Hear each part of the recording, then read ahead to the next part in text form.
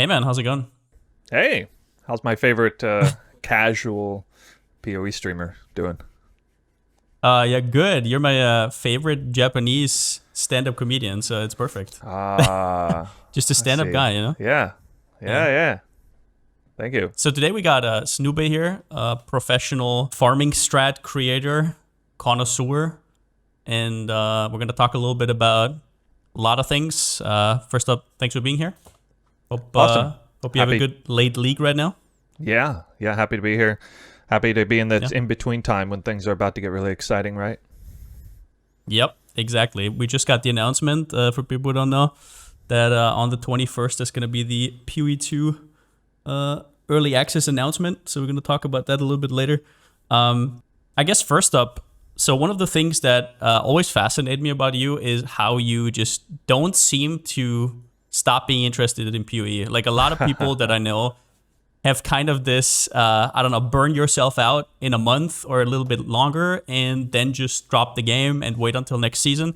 But you're just consistently pushing out, like, I don't know, I'm burned out already, and you make like 1,000 map challenges Yeah. and whatnot. How do you like keep that kind of energy? I think this goes way back to my roots. Like ever since I was a kid, I would play the same game incessantly. I would try to get better at it. You know what's something that really speaks to me is like those YouTube racing videos where like they do Nintendo 64 Mario Brothers playthrough speed runs, things like Yeah, that. speedruns, yeah. When you actually think about how much that person has played that game, it begins to really make sense. You're like, yeah, they played that game more than I play Path of Exile. I promise you that. And you're like, why would they ever even do that? And I don't know. It's just fun to try and become like expert level at something, even if it's random, and just get really, really good at it. And surprisingly, when it comes to Path of Exile, people want to see that content and people want to learn how, to play the game in a wide variety of ways.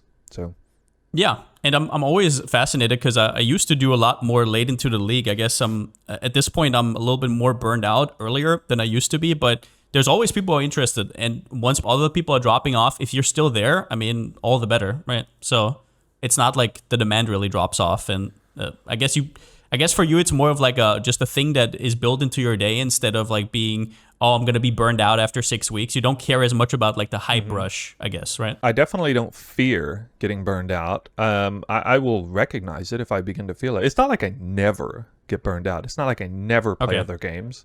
Yeah. A couple people here might know that I play like Age of Empires 2 occasionally. So that's a game I'll go to if I'm getting burned out about PoE. But I did start playing Last Epoch a little bit as well. But those basically those three games are the only ones I even play in the past 2 years or something. Okay. When it comes to content creation, you became a lot more recognized in Kalandra, I remember, right? Yeah. Like I definitely have seen your videos before, but Kalandra was the first time where you were like showing up in my recommendation and everything like that. What do you think changed in that league? And I know you have a very different viewpoint on the league than, for Yeah. example, I have, but can you kind of explain? There was this dogpiling taking place from all the streamers. It almost looked like a cahoots thing. It almost looked like all the streamers got in the back door and said, hey guys, you know what? Yeah, we hate this league. This league sucks. Let's all go out at the same time and just trash the crap out of it. And it was Yeah. literally like the streamers were feeding off, the content creators were feeding off each other's energies. And maybe it's because I was still somewhat new streamer at the time. I was like maybe 1 or 2 years in. I was still in the, I guess, the twilight of the honeymoon phase of the game. Like I loved the game no matter what they threw at me, You might remember Yeah. when you were 1 year into playing this game, there's probably nothing that GG could have done that you'd have been like, oh, I hate this. This No. is terrible. You have Right. nothing to compare it to. Yeah. And Yeah. even when the game got harder and it got changed and loot got transferred to goblins and all this stuff, I mean, I still found a way. I just wanted to find a way to, make it work. And I couldn't believe how much people were trashing the game. It was crazy. And I just kept coming out with videos like I normally did. And then the comments started changing on my views. People started giving like extreme amounts of praise, just praising the fact that I wasn't trashing the game. Like, dude, you're like the only person out here who's not trashing it. I love this about you, this kind of stuff. And I just kept pushing in that league, and everyone else vanished.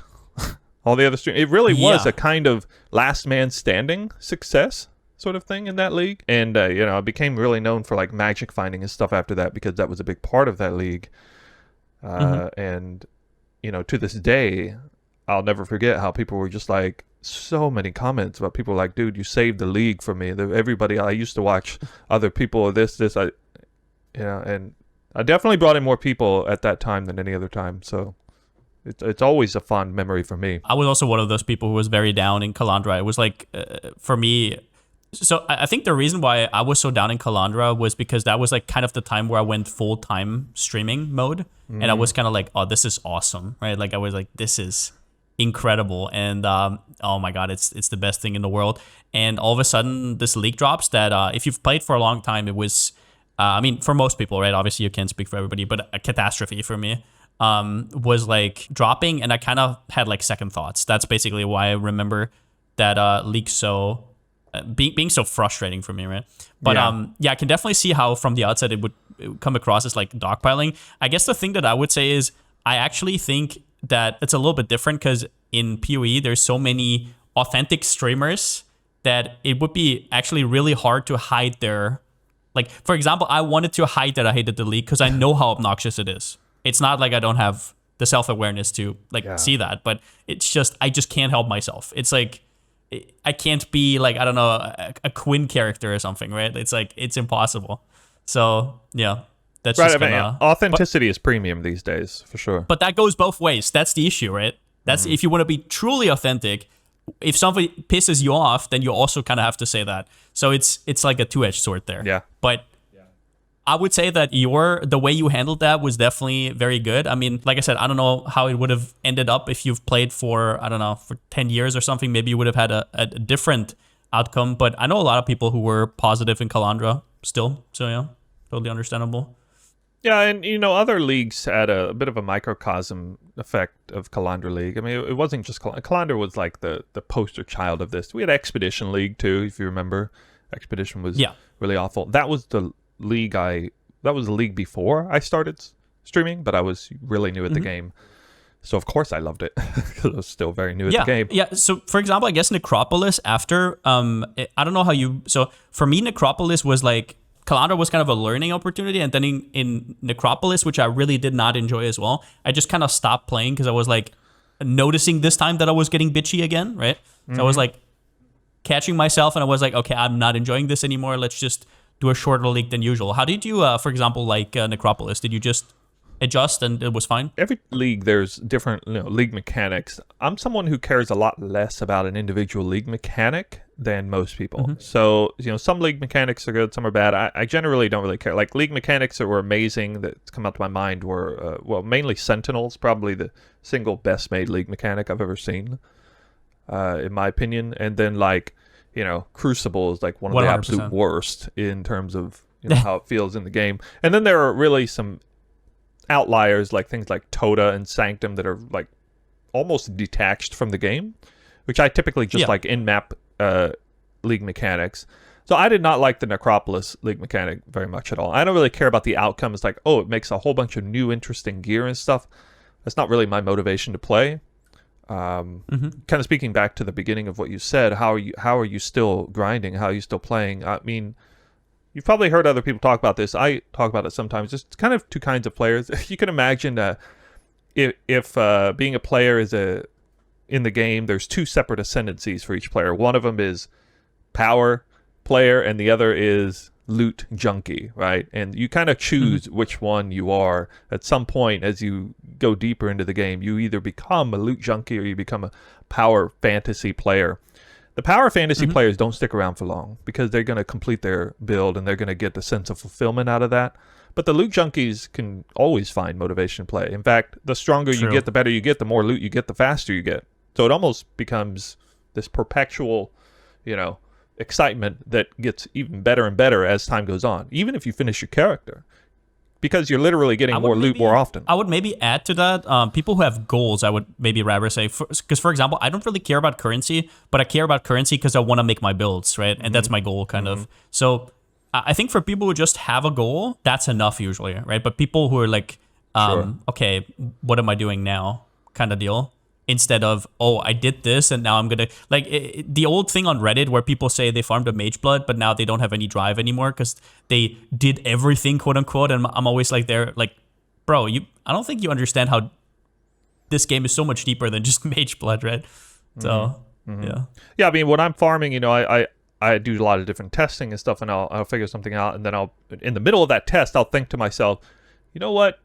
I wonder if I did this, would this change anything in a major way? And then I'll just do it. Or somebody in my Discord will be like, hey, Snoo, have you heard about this strat? Or have you tried doing this? And then I think, nah, that doesn't sound very good. And then somebody else will say it, and then one will pop up that'll sound legit. It'll be really interesting, and then I'll do a major test on that, and I'll just get engrossed into it, you know? Figure out what's going on. The times when you just wake up and you have like this like goal, right? And it draws you towards the PC immediately. Those are like the best days, yeah. Yeah, so I didn't really like Necropolis much, and I definitely had issues of how GGG handled that sort of thing. I thought it was one of the worst times where they didn't change anything, and then they did after the fact with the whole like tier 17 torment spawning thing, just loot extravaganza, outrageous amount of loot, more than Affliction League, the league prior to that.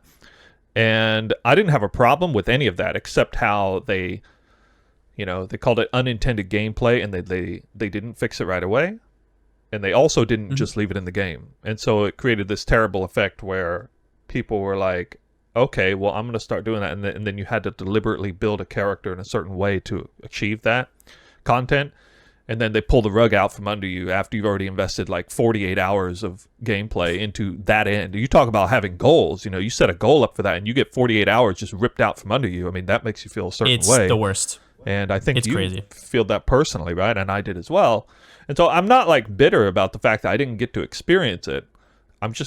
It's just the injustice of it, basically. It's the fact that, you know, some people get it and some I didn't. get that completely. I guess I see it a little bit from a different perspective. For me, it's actually, and this sounds really cheesy, but I can't say it anywhere else. It's like, if I drop a mirror early or I get lucky early, I usually burn out way faster, which as a player is kind of cool, but as a creator, it's like I get burned out way faster. So it has like its pros and cons. Same is true for like cheesing like map device and whatnot. I'm actually happy that I didn't really get to do it too much, right? Yeah, like, I'll tell you something interesting. I mean, here's how I know I am goal-oriented. In Sentinel League, it was the only league I did drop a mirror early. I dropped it on day 6. Well, I was just starting to farm in Rage, Strongbox, and Crimson Temple because it was a new thing at the time. And what I did is I set it to the side. I didn't use it. Yeah. I ignored it. I pretended it didn't drop because I was like, this is going to completely upend how I'm playing the game and building a character, and I don't want it to do that. And people are watching me. Progression curve is great.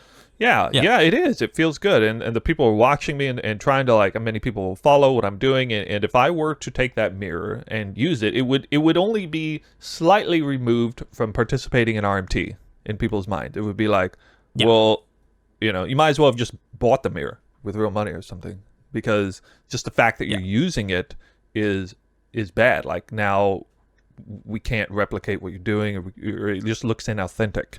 Technically, it was authentic. You lose relatability. Yeah, technically it's authentic because I did drop it, but it still just seems completely. You also didn't. Out of touch. Because you didn't use it, you also didn't. But you have it for, you did it, right? And then you know, I eventually used it way after the fact, like a month into the league. I finally used it, and it's nice, you know, to use at that point. But you know, in the more meaningful early parts. Since we already have Octavian in the background and kind of like PoE 2 now being announced, what is your expectation for Power Exile 2? Do you have any expectations? Yeah. And are you hyped? I am more hyped than I would have been. I play the same game all the time or whatever. I love playing it. There are people who are more like that than me. I know a lot of people in my community, in my circles, who are not even interested in PoE 2, which is crazy to me. Same. They are just so dead like set on that. Like, been playing it for like 10 years, and they're like, nope, this is the only game in life or something. Part of my reason for being excited for it is I started playing Last Epoch. You know, I finally like got out of my comfort zone and played a different game, a different ARPG. And I was reminded how different doesn't automatically mean bad. I'm not going to sit here and say Last Epoch is a better game than PoE 1, but there are certain aspects of it that are really good. And my favorite part about it is the combat pacing of it. I can actually tell what the hell is going on. in the end game. I can actually, see what's going on. I can feel the boss mechanics. I can maneuver through a map, and I can manually dodge out of things that I'm supposed to dodge without just sort of blindly trailblazing my way through an entire map and then randomly, you're dead. Who knows why? I have absolutely no idea what killed me, but portal back in, it's fine. Yeah. Yeah, and so that is, something a lot of people have gotten used to, and I think if people were to like sit back and reflect on that, they would realize how bad that is in terms of just like actual gameplay. That's really bad. And as somebody who loves to play a really long time deep into the end game and make the character as strong as I possibly can, and just keep farming that loot, you would think maybe I would be totally okay with it, right?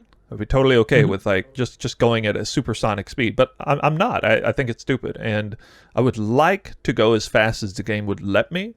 And I would like the game to not let me go so fast that I can't tell what the heck's going on, if that makes sense. So I think it's funny because that discussion is something that I get brought up time and time again about speed, right? And I don't think speed actually matters because it's always contextual. It's like, for example, if you're 10 kilometers per hour and the other person is 5, you're going to feel very fast.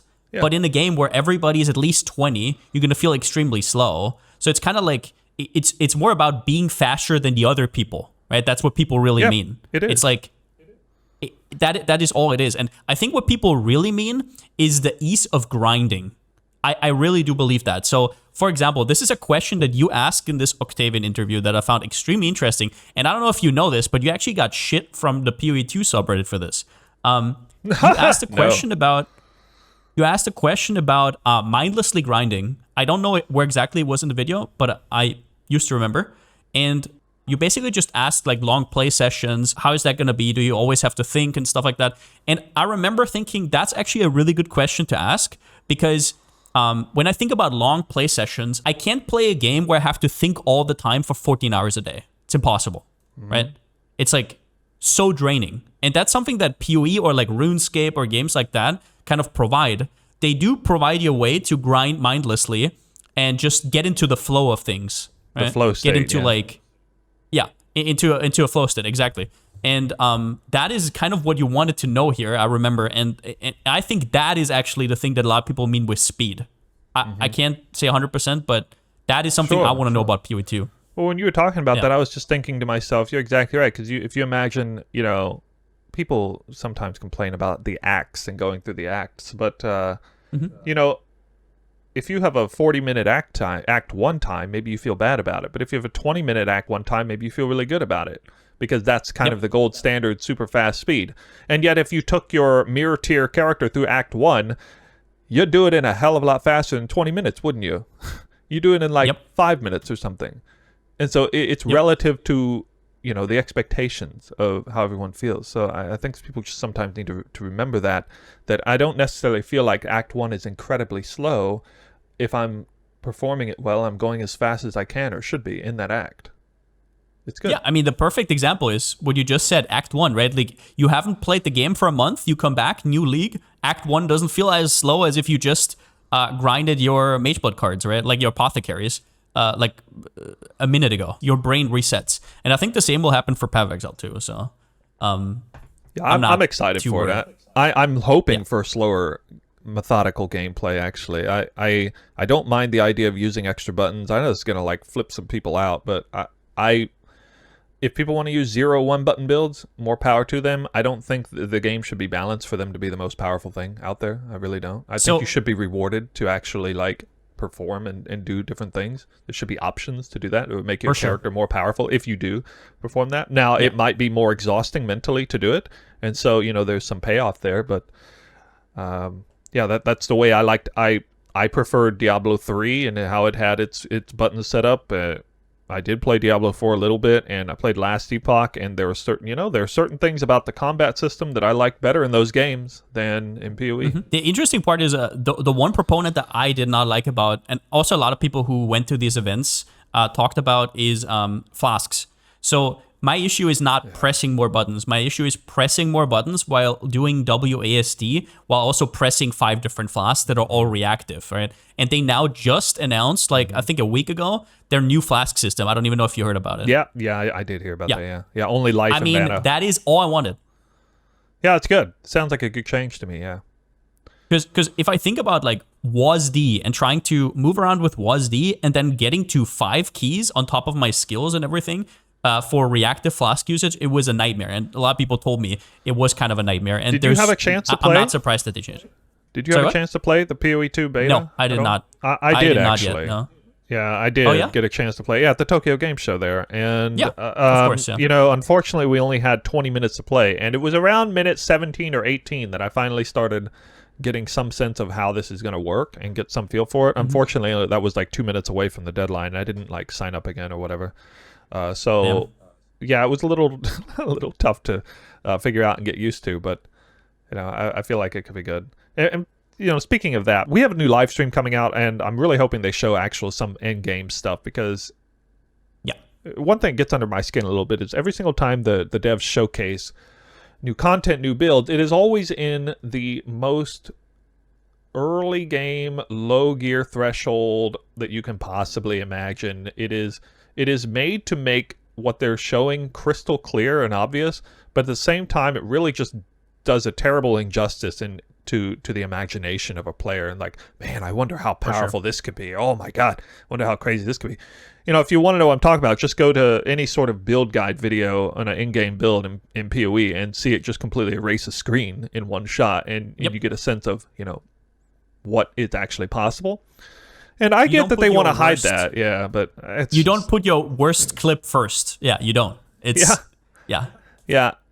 I mean, there's some advantage and disadvantage to never showing the good side of it, and I can kind of see why they're trying to hold back, because they want to temper expectations for the player base. Because the last thing you'd want to do is show something insane, and then people set that as a goal, and then they can never achieve it because that expectation. You know, maybe they changed the skill literally last minute or something. I think it's literally just a marketing thing where they know that PoE 1 players are going to try it out. Like, let's be real, everybody. I mean, I can't say everybody, but I would say 95% of people who played PoE 1 actively League before are going to try out PoE 2. And I think they kind of know that's kind of locked in. And they're just focusing on people who are not used to the degeneracy of PoE 1. I mean, I know you say that, but at the exact same time, at this exact moment, there's a bunch of people pulling up the comment section, typing right now that actually I'm not interested in PoE 2 at all, because it looks so incredibly slow. I can't believe how mundane this is. Why do they want this to be a Souls game or whatever? No. If I've learned anything from being a Blizzard fanboy back in the day, I'm not going to buy any more Blizzard games. Never happens. I'm not going to play PoE 2 is also not happening. You are. Let's be real. You are. Yeah, I mean, even if not in early access. I certainly am. I don't have the exact same sentiment as many people in my community, but I just keep hearing it over and over and over again. But I don't disagree with you. I think a very high percentage of those players are still going to, you know, play the free-to-play game and try it out, right? Yeah, and I'm not under any illusion. I'm pretty sure that there's going to be a lot of disgruntled PoE 1 players that are not going to like PoE 2, and that's totally fine, right? That's pretty normal, and they're going to keep playing only PoE 1. And what I think is going to happen to the content creator space is, I don't think this is too controversial to say, but a lot of our colleagues, or not a lot, but a few of our colleagues are going to go into the niche of, ooh, PoE 2 sucks, right? That's going to be their thing. And we all kind of know who these people are, or we can all assume. But in terms of player base, I don't know if there's going to be a rift. I really hope there's not going to be a rift between PoE 1 and PoE 2. Well, the reason I had this interview with Octavian, I asked all those kind of questions, is maybe people were thinking that I would land in that slot of what you were describing as content creators who are going to like be forever PoE 1. And I'm not intending for that to be the case. But it's just, I just kept hearing it over and over and over from so many people. Maybe it's a vocal minority. Maybe it's a small number of players, actually. No, you're totally right. I've had the same thing. People also assume this from me. Like, 15k ND is never going to go to PoE 2. It's too slow for you, pal. You always have these Lightning Warp builds and whatnot. It's like, it's not true. Like, I play RPGs. I play Witcher 3, stuff like that. I play Baldur's Gate 3. I am totally fine with something like this. The thing that I want is that the decisions I make are still interesting and intricate, and I don't have any fear there after seeing it from GGG. And it's probably with the weapon swap and everything, it's probably going to be even more complex. And for me as a player, I don't care as much about the outlet of the game itself more than like the theory crafting before. That's like where I love games. It's like I often have more fun in PoB than I have actually playing the build that I made. If that makes sense. Yeah, basically me too. I just want the game I want to feel like the decisions we make have real ramifications, that we can at least fairly quickly reach a flow state where we can just kind of just mentally check out, but still perform in what we're doing, and we can hit a few buttons and we can make some magic happen in the map and on the bosses, and it just feels good to play, and we get a bunch of loot and build a powerful character up. And if it accomplishes those things, I'm going to be pretty happy, and especially with all the new graphics and all the story and stuff. So it'll be exciting for sure. Very much looking forward to it. I can't wait for them to have an actual canvas to put all their new ideas on. Snoop, thank you for being here. Was a blast. Yeah, sure. I really like your content. Everybody should check you out. I'm also going to link your Tokyo interview because a lot of people actually haven't seen this yet, from what I've seen. I really like your style. Like, you're definitely one of the more level-headed and grown-up content creators, which I always appreciate. So yeah, thanks for being there. Well, as a last-minute thing, you asked, I don't know if you actually asked this question, but like, why did I even start streaming or start doing this in the first place? Oh yeah, is I saw a lot of other people doing this kind of stuff, making content guides around, not around builds, but around like farming guides and stuff. And I just kept watching, and I would perform, and I would do the literal farm that they suggested. In some cases, I would actually outperform the results that they said, or in some cases, they would embellish the results. They would be way inflated over what they would say, and people were losing trust in this kind of content. And I just realized, I think I could do this better. And that's actually what caused me to get into this in the first place. I just felt like I could do the things that I was already seeing other people do, and that I could probably do it, with a certain level of authenticity to it, and like linking Twitch VODs and there and stuff. So it's really worked out. I honestly just can't believe how many people tap into that, and we'll watch a 40-minute video of a farming highlight video with like how to niche, like hyper niche farming video, and people would just totally watch it or put it on the background or whatever. It's crazy how many people watch content like this. The background watching is huge. Yeah, you can make long videos and people are gonna enjoy it. Yeah. Yeah. Great. Yeah. I do it too. I also watch videos like that in the background. Same thing. So yeah. Hey, thanks for having me. I really appreciate talking to you. So it's always fun to get a little Paltalk in, whether officially or not. I mean, maybe in the future again, once PoE 2 comes out, we're gonna see. But yeah, for everybody else, Snoo and Pal out. All right. Peace.